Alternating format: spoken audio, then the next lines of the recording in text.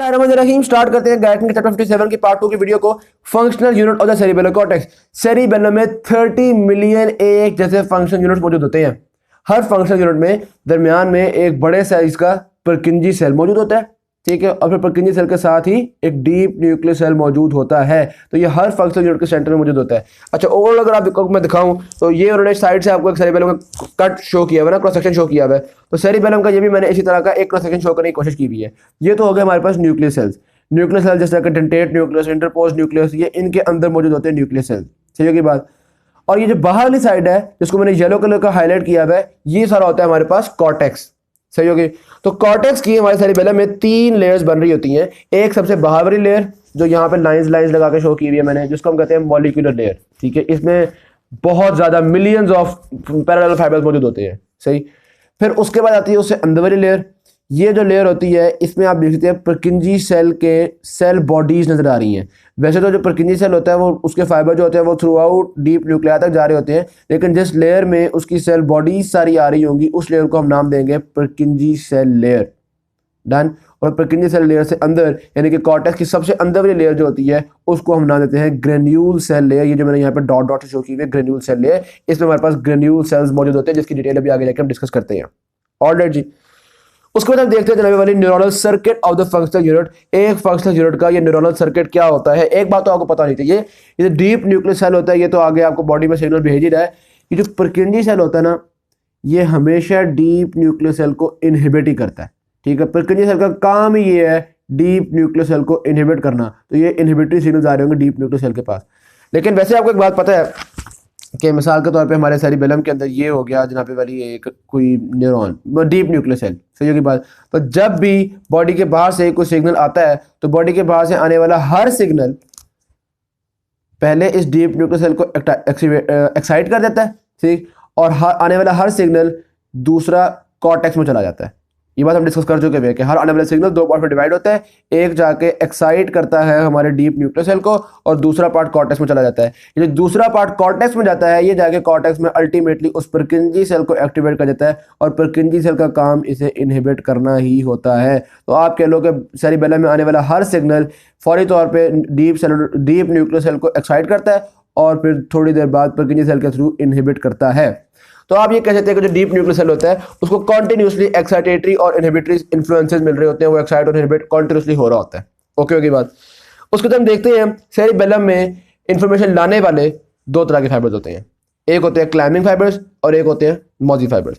आपको याद होगा सेरिबेलम में इंफॉर्मेशन जो होती है वो बहुत सारे सोर्सेज से आ रही थी, जिस तरह के हमारे पास सेरिबेलम में सेरिब्रल कॉर्टेक्स से भी इंफॉर्मेशन आ रही थी, रेड न्यूक्लियस से भी इंफॉर्मेशन आ रही थी, रेटिकुलर सबस्टेंस से इंफॉर्मेशन आ रही थी, वेस्टिबुलर न्यूक्लियस से इंफॉर्मेशन आ रही थी, वेरी सिमिलरली स्पाइनल कॉर्ड से इंफॉर्मेशन, सेंसरी इंफॉर्मेशन, हर तरह की इंफॉर्मेशन आ रही थी। इंफीरियर ऑलिवरी न्यूक्लियस से भी इंफॉर्मेशन आ रही थी। सिर्फ जो इंफीरियर ऑलिव से आने वाली इंफॉर्मेशन होती है ना, वो लाते हैं क्लाइंबिंग फाइबर्स, यानी इंफीरियर ऑलिव से इंफॉर्मेशन लाने वाले फाइबर्स को हम कहते हैं क्लाइंबिंग फाइबर्स। बाकी हर जगह से इंफॉर्मेशन लाने वाले फाइबर्स को हम नाम देते हैं मॉजी फाइबर्स। तो 2 तरह के फाइबर्स हैं, क्लाइंबिंग फाइबर्स और मॉजी फाइबर्स। क्लाइंबिंग फाइबर्स वो होंगे जो कि सिर्फ इंफीरियर ऑलिव से इंफॉर्मेशन को ला रहे हैं, बाकी हर जगह से आने वाली इंफॉर्मेशन को क्या कहेंगे, मॉजी फाइबर। यानी ज्यादा कॉमन मॉजी फाइबर ही होते हैं, क्लाइंबिंग फाइबर थोड़े ही होते हैं। ऑलराइट जी। अब हम इनकी डिटेल्स देखते हैं। सबसे पहले डिटेल देखते हैं हम क्लाइंबिंग फाइबर की। पहले तो बात यह है कि क्लाइंबिंग फाइबर जो होता है ना, वो एक क्लाइंबिंग फाइबर काफी सारे परकिंजी सेल्स को एक्टिवेट करने के लिए काफी होता है। अच्छा, ये जो क्लाइंबिंग फाइबर है ये आप देख सकते हैं कि डायरेक्टली जाके परकिंजी सेल को ही एक्टिवेट कर रहा है। इसका कॉर्टेक्स की लेयर से कोई लेना देना नहीं है। क्लाइंबिंग फाइबर के कोर्स में ना हम ग्रेन्यूल सेल लेयर का कोई फंक्शन पढ़ेंगे, ना मॉलिक्यूलर सेल लेयर का कोई खास फंक्शन पढ़ेंगे। बस हमें ये पता चल गया कि क्लाइंबिंग फाइबर जो होता है वो डायरेक्टली परकिंजी सेल के साथ रिलेटेड है। एक क्लाइंबिंग फाइबर एक परकिंजी सेल के साथ तकरीबन 300 साइनेप्सिस फॉर्म कर रहा होता है। ऑलराइट। और अब देखते हैं जब कोई इन्फॉर्मेशन आएगी तो इन्फॉर्मेशन के साथ क्या सलूक किया जाएगा। ये बात तो हमें पता है, आने वाली हर इन्फॉर्मेशन पहले डीप न्यूक्लियर सेल को एक्साइट करती है और फिर इनहिबिट करती है। तो यही होगा क्लाइंबिंग फाइबर से भी आने वाली इन्फॉर्मेशन पहले तो डीप न्यूक्लियर सेल को एक्साइट कर देगी और फिर ये ऊपर चली जाएगी कॉर्टेक्स के अंदर, और कॉर्टेक्स में ये परकिंजी सेल के साथ 300 सिनेप्सिस फॉर्म करेगी, जिसकी वजह से अल्टीमेटली परकिंजी सेल जो है एक्टिवेट होगा और परकिंजी सेल इसको इनहिबिट कर देगा, इनहिबिटरी सिग्नल ले आएगा। परकिंजी सेल को क्योंकि आप देख रहे हैं तकरीबन 300 सिनेप्सिस फॉर्म किए हुए हैं, तो कह लो कि बार बार हल्के हल्के सिग्नल मिलते चले जाएंगे, कुछ जोरदार सिग्नल्स होंगे, तो कुछ एक्शन पोटेंशियल जो बनता है ना वो बड़ा अजीब किस्म का होता है। कुछ इस तरह का होता है कि जब एक क्लाइंबिंग फाइबर सिग्नल को लाता है ना, तो वो एक दफा तो परकिंजी सेल को स्ट्रांगली एक्टिवेट करता है और फिर उसके बाद सक्सेसिवली हल्के हल्के से वीक सिग्नल सेंड करता रहता है, क्योंकि हमने देखा सिनेप्सेस बहुत सारे फॉर्म हुए हुए हैं। सही, तो ये जो एक कॉम्प्लेक्स एक्शन पोटेंशियल बन गया है, इस एक्शन पोटेंशियल को हम नाम देते हैं कॉम्प्लेक्स स्पाइक, जिसमें पहले हमारे पास एक स्ट्रॉन्ग स्पाइक बनी थी और उसके बाद फिर काफी सारी weak spikes, weak action potential produce हो रहे थे। ओके, उसके बाद यहां तक कंप्लीट था हमारे पास क्लाइंबिंग फाइबर जो कि आ रहा था इंफीरियर ऑलिव से। दूसरी जो इनपुट होती है आपके सेरिबेलम की, वो ला रहे होते हैं मॉजी फाइबर्स। हर आने वाले फाइबर की तरह ये भी पहले आपके डीप न्यूक्लियर सेल को एक्टिवेट कर देंगे और फिर कॉर्टेक्स में चले जाएंगे। तो ये आपने देखा कि एक इसकी ब्रांच है जो कि डीप न्यूक्लियर सेल को एक्साइट कर रही है और दूसरी ब्रांच जा रही है कॉर्टेक्स में। अब हम कॉर्टेक्स की सारी लेयर्स को डिस्कस करेंगे। लो जी, मॉजी फाइबर्स के जो गए थे वो चले गए कॉर्टेक्स की ग्रेन्यूल सेल्स में। सही होगी बात। तो कॉर्टेक्स के ग्रेन्यूल सेल्स को एक मॉजी फाइबर कोई हंड्रेड्स ऑफ या थाउजेंड्स ऑफ ग्रेन्यूल सेल्स को एक्टिवेट करता है। ग्रेन्यूल सेल्स के बहुत छोटे छोटे से फाइबर्स होते हैं जिनके डायमीटर भी बहुत पतले पतले से होते हैं, जिसकी वजह से आप कह सकते हो कि ग्रेन्यूल सेल्स बहुत स्लोली इंफॉर्मेशन को ट्रांसफर करते हैं, नंबर एक बात। और नंबर दो, ग्रेन्यूल सेल्स बहुत मुश्किल से एक्साइट होते हैं। ओके हो गया। ग्रेन्यूल सेल्स आगे जाहिर सी बात है मॉलिक्यूलर सेल लेयर में जाएंगे। ये जो मॉलिक्यूलर लेयर है इसमें बेतहाशा पैरेलल फाइबर्स मौजूद होते हैं और ग्रेन्यूल सेल से जाने वाला फाइबर जो होता है वो मॉलिक्यूलर लेयर में जाके जो डिवाइड हो जाता है राइट और लेफ्ट में। सही, और ये जो पैरेलल फाइबर्स है ना, ये सारे जो होते हैं ये फोलिया के पैरेलल होते हैं, यानी कि आप देख सकते हो सेरिबेलम की बाहरी सरफेस पे जो लाइनें बनी हुई थी ना, तो जो भी पैरेलल फाइबर्स होते हैं वो इन्हीं लाइनों के इसी डायरेक्शन में मौजूद होते हैं। बस ये बात उन्होंने यहाँ पे एक और डिस्कस की हुई थी। मॉलिक्यूलर लेयर के अंदर कुछ तकरीबन मिलियंस ऑफ पैरेलल फाइबर्स होते हैं। क्यों? ये देखो, ये समझ लो मॉलिक्यूलर लेयर के अंदर मैंने पैरेलल फाइबर्स ड्रॉ किए हुए हैं। तो मैंने आपको एक बात तो बता दी है कि एक मॉसी फाइबर जो होता है वो hundreds of thousands of granule cells को एक्टिवेट कर रहा है। ठीक है, तो कुछ एक परकिंजी सेल को एक्टिवेट करने के लिए ना, देखो मॉलिक्यूलर सेल लेयर से यहाँ से निकल रहा है हमारे पास परकिंजी सेल, ठीक है, और यहाँ पे कैरो इन्फॉर्मेशन आ रही है ग्रेन्यूल सेल्स के थ्रू।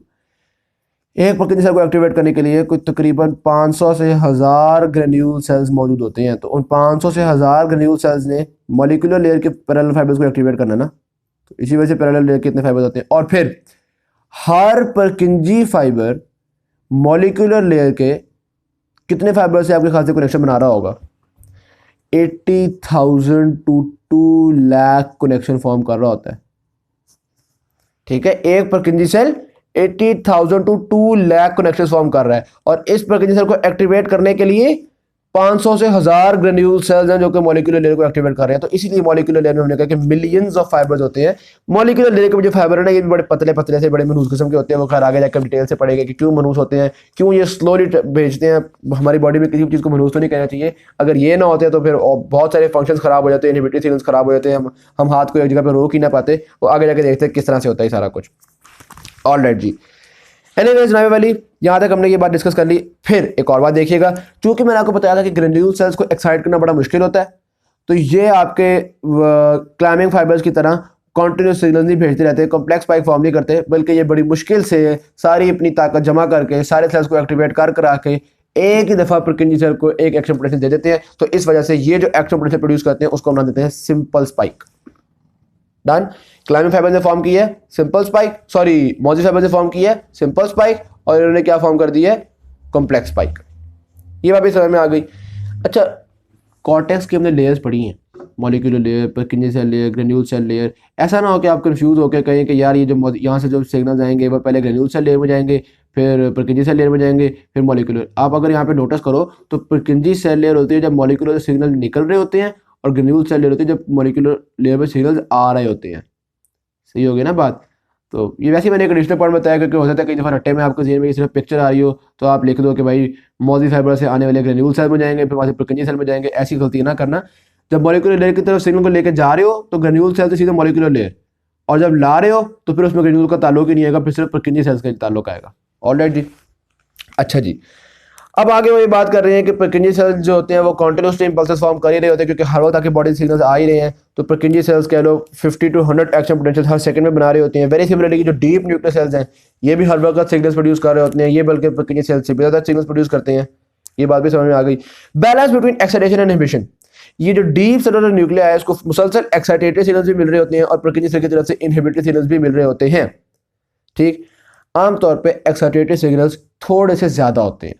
तो अगर आप बैलेंस देखो तो balance is slightly in favour of excitation. Excitatory signals थोड़े से ज़्यादा होते हैं ताकि ये जो डीप न्यूक्लियर सेल है ये कुछ ना कुछ सिग्नल्स भेजता रहे, ये थोड़ा बहुत एक्साइटेड रहे। ओके ओके बात। जब हमने कोई मोटर एक्टिविटी करवानी होती है तो होता बेसिकली क्या है, देखो मिसाल के तौर पे मैं समझता हूँ कि ये हमारे पास आ गया एक डीप न्यूक्लियर सेल और ये हमारे पास आ रही है उसके पास इंफॉर्मेशन। ये जो उसके पास इंफॉर्मेशन आ रही थी ये यहाँ से आ रही थी एक्साइटेटरी इंफॉर्मेशन और फिर यहाँ से आ रही थी इनहिबिटरी इंफॉर्मेशन। सही, ओवरऑल एक्साइटेटरी इंफॉर्मेशन थोड़ी सी ज़्यादा थी जिसकी वजह से ये हल्की हल्के से सिग्नल सेंड कर रहा है। अब हम चाहते हैं कि एक मोटर एक्टिविटी कॉज करवाएं, ठीक। तो मोटर एक्टिविटी में जाहिर सी बात है ज़्यादा सिग्नल्स आएंगे। हम चाहते हैं कि यहाँ पर ज़्यादा सिग्नल्स प्रोड्यूस हो, मैं ज़्यादा सिग्नल्स को मोटे फाइबर से रिप्रेजेंट करना चाह रहा हूँ। सही होगी बात। तो लो जी, अब आप समझ लो कि हमारे पास सिग्नल्स आ गए एक्साइटेटरी। ये देखो मतलब एफरेंट फाइबर में सिग्नल्स आ गए, ये आ रहे हैं ढेरों ढेर सिग्नल्स। सही होगी बात। ये ढेरों ढेर सिग्नल्स आपके डायरेक्ट इसके पास भी जाना शुरू हो गए हैं और ऊपर कॉर्टेक्स में भी जाना शुरू हो गए हैं। इसके पास भी जा रहे हैं, कॉर्टेक्स में भी जा रहे हैं। इसके बाद लो जी, ये पहुंच गए डीप न्यूक्लियर सेल के पास। जैसे ये डीप न्यूक्लियर सेल के पास पहुंचे, डीप न्यूक्लियर सेल के पास आने वाली एक्साइटेशन, आने वाली इनहिबिशन से बहुत ज़्यादा हो गई है। तो deep nuclear cell motor activity करवाने के लिए, बंदे के मुक्के के लिए ढेरों ढेर सिग्नल्स भेजना शुरू कर देगा। आहिस्ता आहिस्ता ये जाता चला जा रहा है, ठीक है, लेकिन अभी तक डीप न्यूक्लियर सेल तक पहुंची नहीं है इन्फॉर्मेशन। तो जिस वजह से डीप न्यूक्लियर सेल एक्साइटेड रहेगा और मिसाल के तौर पर मुक्का मारने, तो उस मुक्का मारने के लिए आपके मसल को एक्टिवेट करता रहेगा। सही, थोड़ी देर में ये जो ढेर सारे सिग्नल आए थे ये इनहिबिटरी भी ढेर सारे हो जाएंगे, ठीक है। तो अब आप देखो डीप न्यूक्लियर सेल को ढेर सारी एक्साइटेशन मिल रही है, ढेर सारी इनहिबिशन मिल रही है। तो इसका मतलब है इससे निकलने वाले जो सिग्नल थे वो दोबारा नॉर्मल हो जाएंगे, ये ढेर सारे सिग्नल्स खत्म हो जाएंगे। तो फॉर थोड़े से टाइम के लिए ढेर सारे सिग्नल्स निकले और फिर हमारे इस सर्किट की वजह से वो ढेर सारे सिग्नल्स कम हो गए। तो ये बेसिकली मोटर एक्टिविटी के लिए इतना इंपॉर्टेंट होता है कि हमने मुक्का ये मैंने उंगली को यहाँ तक लेके जाना है, तो यहाँ तक पहले तो सिग्नल्स आएंगे ना कि उंगली को यहाँ तक लेके जाओ, फिर सिग्नल्स को रोकने की भी जरूरत है ताकि उंगली रुक जाए। तो वो यही होता है बेसिकली, हम एक्साइट करते हैं और साथ ही इनहिबिट कर देते हैं ताकि मसल की कॉन्ट्रैक्शन हो और बस फिर बंदा नॉर्मल हो जाए। मैं हाथ को आगे लेके जा रहा हूँ, अगर ये इनहिबिटरी सिग्नल्स ना होते तो हाथ आगे से आगे जा ही जाता। सही होगी ना बात। मैं हाथ को सिर्फ यहाँ तक लाना चाह रहा हूँ, तो ये मेरा हाथ जो है वो यहाँ पे आके जो रुक रहा है उसकी वजह ये है कि ये इनहिबिटरी सिग्नल्स भी आ गए और ये आने वाले सिग्नल्स जो है वो खत्म हो गए। तो कैसा जबरदस्त सर्किट अल्लाह ताला ने बनाया हुआ है। खैर इस सर्किट को हम मजीद डिटेल से जब हम ये टर्न ऑन टर्न ऑफ पढ़ेंगे उस पर डिस्कस करते हैं। बास्केट सेल्स और स्टिलेट सेल्स क्या होता है एग्जामिनेशन पॉइंट ऑफ व्यू से, ये थोड़ा सा इंपॉर्टेंट है बेसिकली। असल में इनहिबिटरी ये जो लेटरल इनहिबिशन वाले सेल होते हैं इनके मुख्तलिफ जगहों पे नाम मुख्तलिफ हैं। हम पढ़ चुके हैं कि एंटीरियर मोटर न्यूरॉन्स में लेटरल इनहिबिशन के लिए सेल होते हैं जिनको हमने कहा था रेनशॉ सेल्स। यहाँ भी हम डिस्कस करें लेटरल इनहिबिशन के लिए जो आपकी मॉलिक्यूलर लेयर है, ये वाली लेयर, इसके अंदर लेटरल इनहिबिशन के लिए सेल्स होते हैं जिनको बना देते हैं बास्केट सेल्स और स्टिलेट सेल्स। तो यही होगा कि जब ये एक फाइबर एक्साइट हुआ है, ये मिसाल के तौर पे मैंने मोटा सा एक फाइबर बना दिया है, जब ये एक फाइबर हमने एक्साइट किया तो ये साथ बहुत सारे बास्केट सेल्स और स्टिलेट सेल्स को एक्टिवेट करता रहेगा ताकि साथ वाले फाइबर्स भी स्टिमुलेट ना हो जाएं और जिस फाइबर को स्टिमुलेट किया सिर्फ वही फाइबर आगे तक सेल्स को लेकर जाए। तो ये लेटरल इनहिबिशन का फिनोमेना जो कि हमारे नर्वस सिस्टम में बहुत ज्यादा जगह पे होता है, हम बहुत बार डिस्कस कर चुके हुए हैं। अब आता है हमारे पास turn on turn off and turn on signals. ठीक होगी बात। बेसिकली बात ये, देखो मैंने कोई मूवमेंट करवानी है, मैं उसको आपको शो करता हूँ। ये मेरे पास आ गई जी, ये कोनी बना दी है मैंने और ये आ गया है आगे बाजू। सही होगी बात। अब मैं चाहता हूँ कि मैं अपने बाजू को यूं जो है वो पहले कॉन्ट्रैक्ट करूँ और बस एक जगह पे लाके इसकी, ये देखो ये मैं बाजू कॉन्ट्रैक्ट करूँ और बस एक जगह पे लाके इसकी कॉन्ट्रैक्शन को मैं छोड़ दूँ। सही होगी बात। अब मेरे पास दो तरह के मसल्स मौजूद हैं। एक यहाँ पे मौजूद है बाइसेप जो कॉन्ट्रैक्शन के केस में मैं कहूँगा एगोनिस्ट है, ठीक होगी ना बात, क्योंकि इसी को मूव करवाएंगे तो असल काम चलेगा। और एक आ जाता है हमारे पास ट्राइसेप जिसका ऑपोजिट एक्शन है, तो आप कह सकते हो कि ये जो है वो एंटागोनिस्ट है। सही होगी बात। अच्छा जी, अब जिस वक्त मैंने इस बाजू को कॉन्ट्रैक्ट करवाना था, ऊपर ले जाना था, उस वक्त इस बाइसेप को मैंने स्टिमुलेट करना था, यानी कि टर्न ऑन करना था। तो बाइसेप को टर्न ऑन करना था। ये मैं किसको टर्न ऑन कर रहा हूँ? एगोनिस्ट को। सही होगी बात। तो यहाँ पे हम लिखते हैं एगोनिस्ट और यहाँ पे हम लिखते हैं एंटागोनिस्ट। अच्छा जी, बाइसेप को मैंने टर्न ऑन करना था और इसी लम्हे मैंने ट्राइसेप को टर्न ऑफ करना था, यानी इनहिबिट भी करना था। तो यानी कि मैं कहूँगा अगर मैंने जो सिग्नल भेजे हैं वो भेजे हैं turn on turn of signals, जिसने एगोनिस्ट को टर्न ऑन कर दिया और एंटागोनिस्ट को टर्न ऑफ कर दिया। ऐसे ही होगी बात।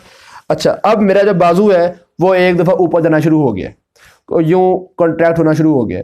अब जब मैंने इसको रोकना है तो सारी सी बात है मुझे ऑपोजिट सिग्नल भेजने पड़ेंगे। यानी जब मैंने इसको एक लेवल पे लाकर रोकना है कि भाई कहीं आगे ना चले जाओ, तो मुझे ट्राइसेप्स को एक्टिवेट करना पड़ेगा और इसको इनहिबिट करना पड़ेगा। समझे के बाद? तो अब मैं एगोनिस्ट को इनहिबिट कर रहा हूं, यानी कि एगोनिस्ट को टर्न ऑफ और इसको क्या कर रहा हूं, ऑन कर रहा हूं। तो ये हो गया turn off turn on signal. सही होगी बात? तो मूवमेंट को इनिशिएट करने के लिए हमें टर्न ऑन ऑफ सिग्नल भेजना पड़ता है और मूवमेंट को रोकने के लिए हमें टर्न ऑफ ऑन सिग्नल भेजना पड़ता है। सही होगी बात? अब ये ऑन और ऑफ में से हम पहले जो है वो एगोनिस्ट वाला बोलते हैं, उसके बाद हम एंटागोनिस्ट वाला बोलते हैं। सही? तो ये टर्न ऑन ऑफ सिग्नल होगा मूवमेंट को स्टार्ट करने के लिए और टर्न ऑफ ऑन सिग्नल होगा मूवमेंट को स्टॉप करने के लिए। तो हर मूवमेंट में ये सारा कुछ चल रहा है। अब हम देखते हैं कि ये पूरे सिग्नल्स हम सेंड किस तरह से करते हैं। जनाबे वाली एक सिंपल सी कॉन्ट्रैक्शन करवानी है, बाजू को यहाँ से कॉन्ट्रैक्ट करके यूं करना है, ठीक है? उसके लिए देखते हैं क्या होता है। सबसे पहले सेरिब्रल कॉर्टेक्स होगा, मासूम सा बंदा है वो, उसने जो सिंपल सी ये कमांड सिग्नल भेज देना है कि जी हमने बाजू को बेंड करना है, बाजू की हमने फ्लेक्शन करवानी है, तो इसलिए बाइसेप को एक्साइट करने का सिग्नल भेज देगा। दैट्स इट, ठीक? वो सिंपल सा एक on signal for the agonist send कर देगा आपका ब्रेन। बस सेरिब्रल कॉर्टेक्स ने सिर्फ इतना सा काम किया। अब ये मालूमात पहुंचेंगी सेरिबेलम के पास, क्योंकि हमें पता है कि सेरिब्रल कॉर्टेक्स की सारी मालूमात सेरिबेलम के पास भी पहुंचती हैं। सेरिबेलम कहेगा अच्छा तो ब्रेन ये करवा रहा है, हाँ हाँ अच्छी बात है यार, करवाना चाहिए। तो सेरिबेलम के पास इंफॉर्मेशन कौन लेके आएगा? मॉजी फाइबर्स, क्योंकि आपको पता है कि इंफीरियर ऑलिव्स के अलावा हर जगह से इंफॉर्मेशन लाते हैं मॉजी फाइबर्स। अच्छा, मॉजी फाइबर्स इंफॉर्मेशन को लेके आए, उन्होंने आगे डीप न्यूक्लियर सेल को एक्टिवेट किया, तो इसका मतलब है एक्साइटेटरी सिग्नल्स गए। ये एक्साइटेटरी सिग्नल्स जाएंगे हमारे ब्रेन के पास, सेरिब्रल कॉर्टेक्स के पास, और जाके कहेंगे यार शाबाश तुमने अच्छा काम करवाया यार, तुम शर्मा क्यों रहे हो, तो करवाओ ना बाइसेप की कॉन्ट्रैक्शन। यानी कि ये टर्न ऑन सिग्नल था, इसको मजीद बेहतर करेगा, इसको हेल्प करेगा, इसको सपोर्ट करेगा आपका सेरिबेलम। तो सेरिबेलम ने सपोर्टिंग सिग्नल्स भेज दिए हैं इस मोहतरम एगोनिस्ट के लिए। सही होगी बात? ऑलराइट, अभी हम एंटागोनिस्ट को नहीं देखते, अभी हम सिर्फ एगोनिस्ट को ही देखते हैं कि एगोनिस्ट को हमने सपोर्ट किया, ऑन कर दिया सेरिबेलम ने, या तो सेरिबेलम ने बड़ा अच्छा काम किया। लेकिन अब जब ये 1 सेकंड बाद फिर एगोनिस्ट को रोकना भी तो है, क्योंकि बाजू की कॉन्ट्रैक्शन में थोड़ी सी तो करवानी थी, तो 1 सेकंड बाद अब रोकेंगे कैसे? ये इन चीज़ों में ब्रेन नहीं पड़ता, ब्रेन ने बस एक दफ़ा सिग्नल भेजे हैं कि भाई कॉन्ट्रैक्शन करवा दो, बस दैट्स इट। उसके बाद सेरिबेलम ने सपोर्ट किया कि हाँ बिल्कुल अच्छी कॉन्ट्रैक्शन है। फिर उसके बाद क्या होगा, हमें पता है कि मॉजी फाइबर से आने वाली हर इन्फॉर्मेशन एक तो डायरेक्ट जाएगी, एक्साइट करेगी, और फिर दूसरा घूम के थोड़ी देर बाद इनहिबिट भी तो करेगी ना। तो यहाँ से इन्फॉर्मेशन घूम के थोड़ी देर बाद परकिंजी सेल के थ्रू इस डीप न्यूक्लियर सेल को इनहिबिट कर देगी। जब ये इनहिबिट कर देगी तो यहाँ से इनहिबिटरी सिग्नल्स जाएंगे हमारे ब्रेन के पास कि बस क्या करवा रही हो, कॉन्ट्रैक्शन करवाने की कोई जरूरत नहीं है, ठीक है ना? पहले कहा था शाबाश शाबाश कॉन्ट्रैक्शन करवाओ, और फिर कहा कि बस कॉन्ट्रैक्शन को रोक दो। तो यानी कि थोड़ी देर बाद एगोनिस्ट को ऑफ करने में भी आपके सेरिबेलम ने ही रोल प्ले किया है। प्रिसाइज टाइमिंग के मुताबिक वो जब देख लेता है वो ये सारा ऑन, ये हुआ किस तरह से है, ये मैं आपको सर्किट पहले एक्सप्लेन कर चुका हूँ कि पहले एक्साइटेटरी सिग्नल पहुंचते हैं जिसकी वजह से हम ऑन कर देते हैं, बहुत ज़्यादा सिग्नल भेजते हैं, ब्रेन को कहते हैं शाबाश शाबाश, ब्रेन कहता है यार शायद मैं कोई अच्छा काम करवा रहा हूँ। फिर थोड़ी देर बाद जब ये घुमा के परकिंजी सेल की तरफ से इनहिबिटरी सिग्नल पहुंचेंगे, तो फिर हम ब्रेन को दोबारा कहेंगे कि यार बस हल्के से सिग्नल की जरूरत है, तुम क्यों इतना ज़बरदस्ती काम कर रहे हो? तो ब्रेन कहेगा अच्छा चलो स्टॉप करवा जाते हैं। लेकिन ये जो एगोनिस्ट है ये आपके पास ऑफ हो जाएगा। यहाँ तक तो बात समझ में आ गई, एगोनिस्ट का बात समझ में आ गया। अच्छा, लेकिन हमने तो पढ़ा हुआ है कि जिस वक्त एगोनिस्ट ऑन हो रहा है उस वक्त एंटागोनिस्ट ऑफ हो रहा है, इसी वजह से तो ऑन ऑफ सिग्नल बना था और फिर मूवमेंट रोकने के लिए ऑफ ऑन सिग्नल बना था। तो ये फिर कैसे करते हैं? ये जो एगोनिस्ट को ऑपोजिट होता है ये कैसे होता है? ये मैं आपको बताता हूँ कैसे होता है। इसके लिए basically spinal cord is responsible. आपको ये बात हम बता चुके हैं कि स्पाइनल कॉर्ड के अंदर बहुत से ऐसे सर्किट्स बने हुए होते हैं जो कि रेसिप्रोकल इनहिबिशन कर रहे होते हैं, यानी कि ऐसे सर्किट्स बने हुए होते हैं जो कि हमेशा एंटागोनिस्ट मसल को ऑपोजिट सिग्नल भेज देंगे। आप जब भी स्पाइनल कॉर्ड से कहोगे ना कि बाइसेप को ऑन कर दो, स्पाइनल कॉर्ड ऑटोमेटिकली ट्राइसेप को ऑफ भी कर देगी, और आप जब भी स्पाइनल कॉर्ड से कहोगे कि ट्राइसेप को ऑन कर दो तो स्पाइनल कॉर्ड ऑटोमेटिकली इसको ऑफ भी कर देगी।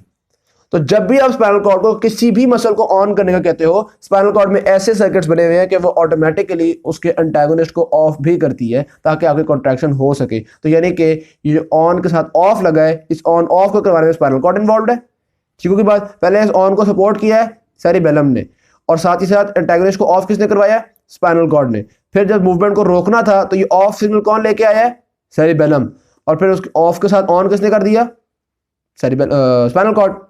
तो यहाँ पे हमारा ख्याल ये है कि इसमें जो एंटागोनिस्ट का सारा कुछ हो रहा है इसमें स्पाइनल कॉर्ड इन्वॉल्व होती है, एगोनिस्ट से ऑपोजिट जो काम हो रहा है इसमें स्पाइनल कॉर्ड इन्वॉल्व है। लेकिन वैसे सेरिबेलम में भी बहुत से इनहिबिटरी न्यूक्लियाई, इनहिबिटरी न्यूरॉन्स ऐसे होते हैं जिनका अभी तक हमें पता ही नहीं है उसका फंक्शन क्या है।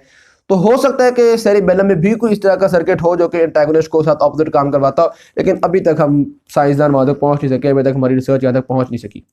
सही होगी बात। तो ये तो हमने सारा डिस्कस किया है अभी तक मौजी फाइबर्स को। ये क्लाइमिंग फाइबर किस मर्ज की बुलाएं, इन्होंने भी तो कुछ करना है ना, बिल्कुल करना है। ये लर्निंग में रोल प्ले करते हैं। आपको याद होगा पहले हमने बात डिस्कस की थी कि ये जो सेरिबेलम होता है ये लर्निंग भी करता है, आहिस्ता आहिस्ता सीखता भी है। तो ये जो क्लाइमिंग फाइबर्स होते हैं ये लर्निंग में रोल प्ले करते हैं। किस तरह से लर्निंग में रोल प्ले करते हैं? जाने वाली जब एक दफा एक मूवमेंट हो गई, ठीक है, आपको पता है ना, जब भी हम कोई काम करते हैं पहले दफा वो काम थोड़ा मुश्किल से होता है। जिस तरह मिसाल के तौर पर अगर आप बैडमिंटन खेल रहे हो तो पहली दफा तो आपको सर्विस ही नहीं कराई जाती, ठीक है, कभी शटलकॉक जल्दी गिर जाती है, कभी रैकेट देर से घूमता है, टाइमिंग ही नहीं हो पाती आपकी, ठीक है। आहिस्ता आहिस्ता आहिस्ता आहिस्ता जब बार बार हम वही एक्शन करते हैं तो हम सीख जाते हैं कि क्या टाइमिंग करनी है, किस वक्त शटलकॉक को किस वक्त शूट करना है, किस स्पीड से शूट करना है, ये सारा कुछ सीखते हैं ना। तो ये जो लर्निंग है ये बेसिकली यही सेरिबेलम की वजह से होती है। होता बेसिकली क्या है, काम तो सारा यही है ना, ऑन ऑफ यही वाला सारा चक्कर चलना है। तो ये सारे टाइमिंग करवा रहा होता है आपका सेरिबेलम। तो ये जो क्लाइमिंग फाइबर्स होते हैं ना इंफीरियर ऑलिव से आने वाले, ये आपके सेरिबेलम को बताते हैं। अगर पहली दफा आपने सर्विस कराई और वो शटलकॉक नीचे गिर गई ना, तो सेरिबेलम से क्लाइमिंग फाइबर सिग्नल भेजेंगे कि यार थोड़ी सी ना गड़बड़ हुई है, अगली दफा तुम जल्दी एक्साइटेशन कर देना। सही होगी बात। अगली दफा हमने किया, रैकेट बहुत पहले घूम गया, शटलकॉक बाद में आ रही थी, ओहो, क्लाइमिंग फाइबर्स कहते हैं यार थोड़े से इनहिबिट हो जाओ, तुमने कुछ ज़्यादा ही एक्साइटेशन कर दी है। तो यूं ये जो क्लाइमिंग फाइबर्स होते हैं ये सेंसिटिविटी को इंक्रीज या सेंसिटिविटी को डिक्रीज करते चले जाते हैं, ठीक होगी बात। तो ये इस तरह से सेंसिटिविटी को इंक्रीज डिक्रीज करके ना सेरिबेलम की लर्निंग करवा देते हैं, बंदा सीख जाता है, आप प्रैक्टिस कर लेते हो। समझ में आ रही है बात। और बताओ कुछ जो सिंपल मूवमेंट्स होती हैं वो तो आप 3-4 दफा करके सीख जाते हो, और जो कॉम्प्लेक्स चीजें होती हैं वो बहुत दफा करके, अब जैसे बैटिंग है, एक अच्छा बैट्समैन बनने के लिए पता नहीं हजारों बॉल्स खेलनी पड़ेंगी, ठीक है, तो वो रिपीटेडली बार बार कर करके हमारा जो सेरिबेलम है मजीद से मजीद प्रेसाइज होता चला जाता है, क्योंकि क्लाइमिंग फाइबर्स हर दफा बताते हैं। अच्छा, क्लाइमिंग फाइबर्स को ना मालूमात मिल जाती है बॉडी की तरफ से।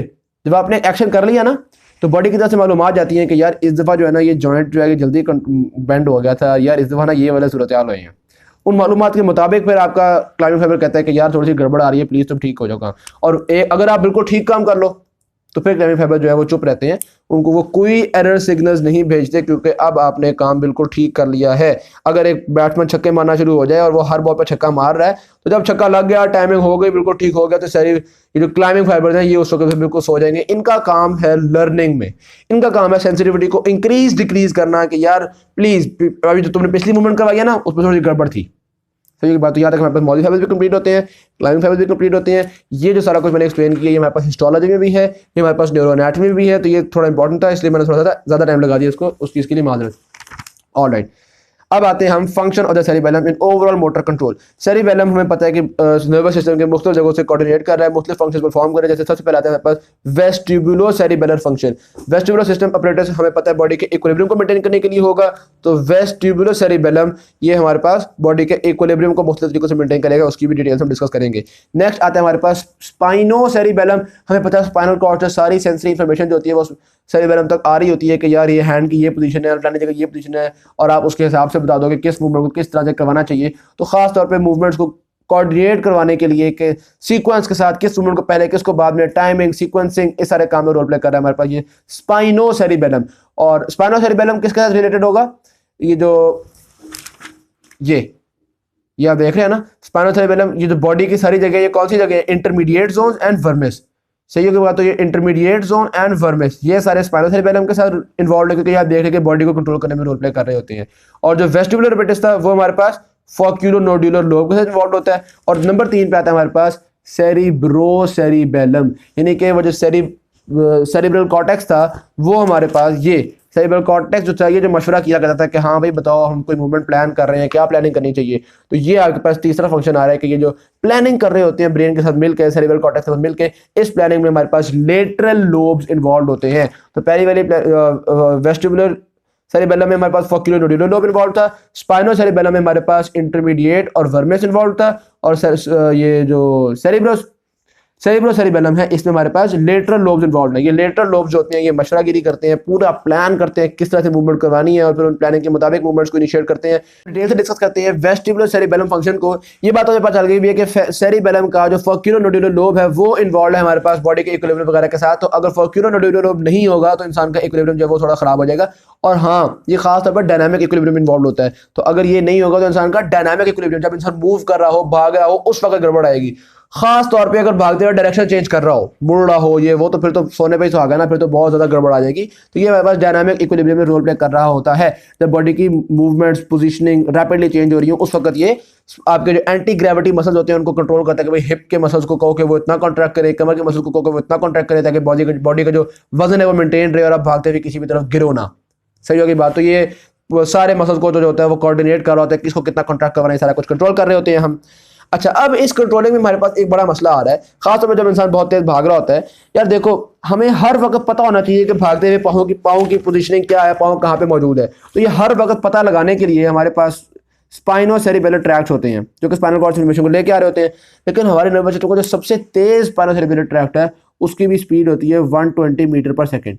तो यानी कि पाँव से ब्रेन तक इन्फॉर्मेशन लाने के लिए कि भाई पाँव इतना कॉन्ट्रैक्ट है या पाँव किस जगह पे जा रहा है, कुछ ना कुछ टाइम तो लग ही जाएगा। कह लो कोई 10 मिली सेकेंड्स तो लग ही जाएंगे, इसको तो आप अवॉइड नहीं ना कर सकते। अब अगर इतना टाइम लग जाएगा, 15-20 मिली सेकेंड्स लग जाएंगे, तो आपको पता है ना, एक तेज भागता हुआ बंदा 15-20 सेकंड बाद तो उसका पाँव कहीं और होगा।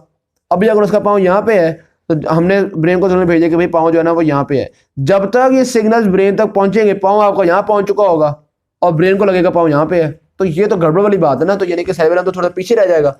तो फिर होता क्या है, सेरिबेलम, अब एक और बात भी आपको पता है कि सेरिबेलम जो होता है उसने अपने जासूस भेजे होते हैं।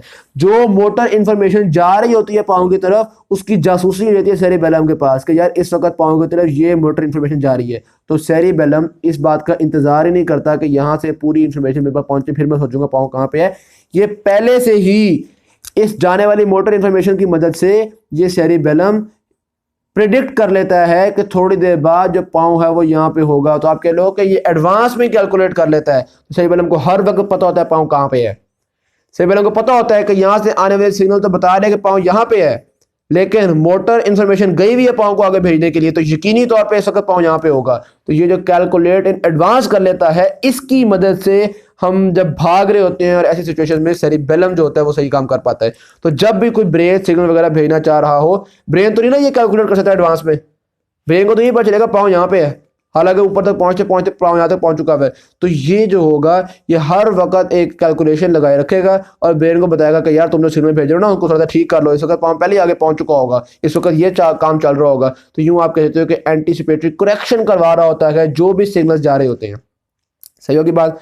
क्वेश्चन बेसिकली ये पोस्चर में और ये वो सारी चीज़ें करवा रहा होगा। तो ये बात हमने देख ली कि सेरिबेलम जो होता है, चूंकि ये पूरा ISI है, इसकी पूरी जासूसी का नेटवर्क है, तो ये कैलकुलेट इन एडवांस कर रहा होता है। वैसे ये प्रेडिक्टिव रोल जो है पहले भी हम डिस्कस कर चुके हैं। सही होगी बात। स्पाइनोसेरिबेलम, पहले हम वेस्टिबुलर सेरिबेलम को डिस्कस कर चुके हैं, ये वाला सारा काम बॉडी इक्विलिब्रियम को कैसे मेंटेन करते हैं मूवमेंट के दौरान। अब हम देखते हैं स्पाइनोसेरिबेलम, जो कि सेरिबेलम का वर्मेस और इंटरमीडिएट जोन वाला पोर्शन कंट्रोल कर रहा है। होता बेसिकली क्या है, दो तरह की इन्फॉर्मेशन हमारे सेरिबेलम के पास आती है। नंबर एक, मुख्तलिफ सेंसरी इन्फॉर्मेशन, ठीक है, कि भाई इस वक्त बॉडी का फलाना जॉइंट फलानी पोजीशन में है, पाँव जो फलानी इन्फॉर्मेशन में है। और ना सिर्फ सेंसरी इन्फॉर्मेशन बल्कि जासूसी भी है, पता भी चल जाता है कि अगले आने वाले 1 मिली सेकेंड बाद पाँव कहाँ पे होगा। ठीक है, और ये आपको शायद याद हो, हमने कहा था कि ये जो जासूसी होती है ना, इसको हम नाम देते हैं इफ्रेंस कॉपी, क्योंकि जो भी सिग्नल्स आपका ब्रेन भेज रहा है उस सिग्नल्स का यानी कि यहाँ से जासूसी होकर आपके सेरिबेलम को पता चल जाता है। तो ये आप कह लो कि होती है इफ्रेंस कॉपी हमारे सेरिबेलम के पास मौजूद होती है कि इस वक्त क्या सिग्नल्स पहुंचे हमारे यहाँ पे। सही होगी बात। तो एक तो ये बात हमारे सेरिबेलम को मिल रही है।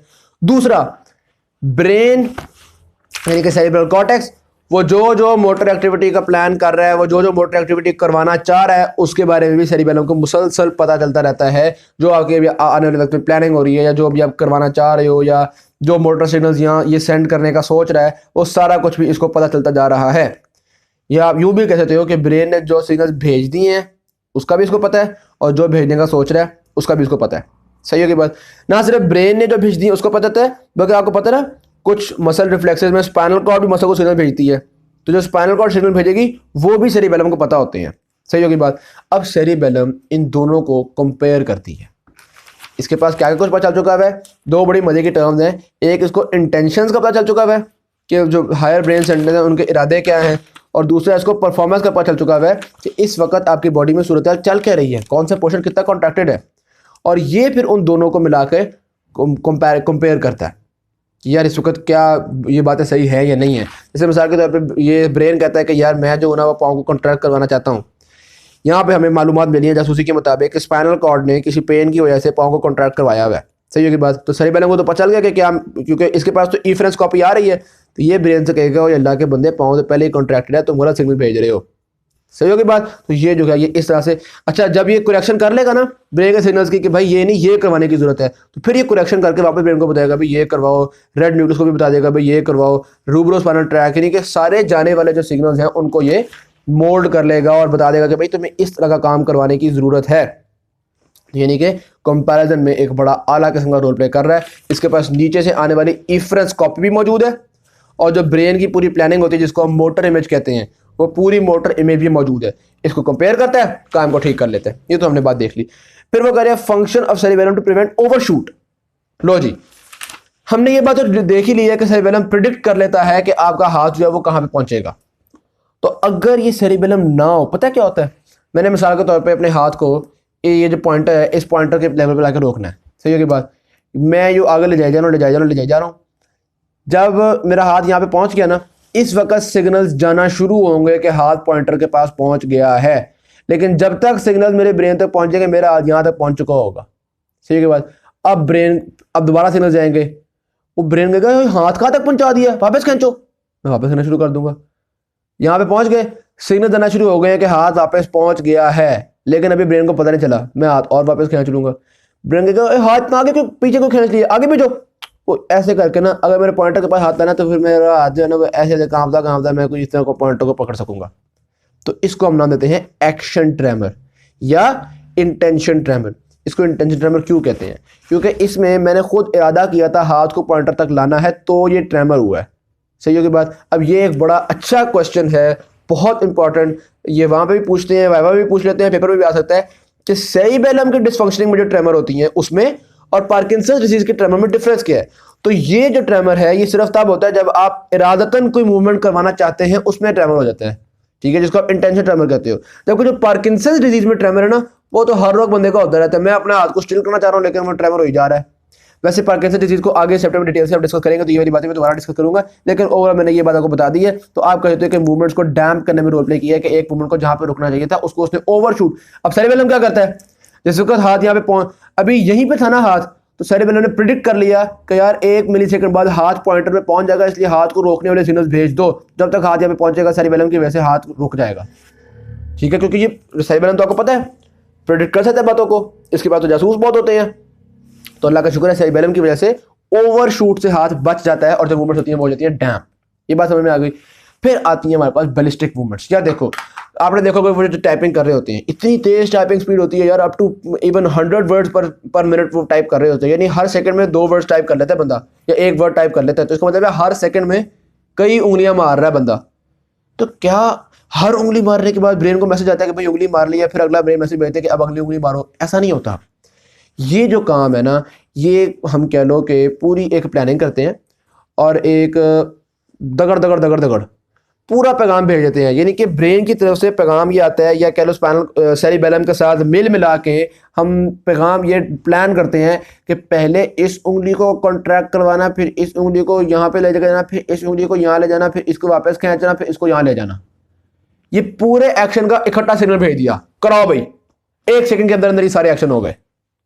समझ में आ रही है बात? तो इसको हम कहते हैं। फिर इसी तरह जब आप रीडिंग कर रहे होते हो बहुत तेज, आपको पता है कई दफा जब जो लोग ज़्यादा रीडिंग करते हैं रीडिंग स्पीड बहुत तेज हो जाती है।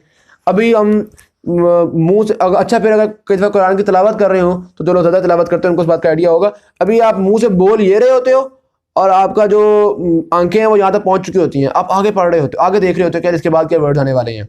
ठीक है बात। तो आप कहते हो इसको कहते हैं स्कैटिक मूवमेंट्स ऑफ द आईज, के आईज जो होती हैं वो एक के बाद एक अगली से अगली चीज में फोकस करती चली जा रही है। तो ये जो इतनी तेज मूवमेंट्स हैं, ये जो स्कैटिक मूवमेंट्स ऑफ द आईज हो गई, ये तेज मूवमेंट्स इसी तरह होती है कि एक पूरा प्लान बनाया और इकट्ठा प्लान बना के भेज दिया कि भाई ये काम करा दो।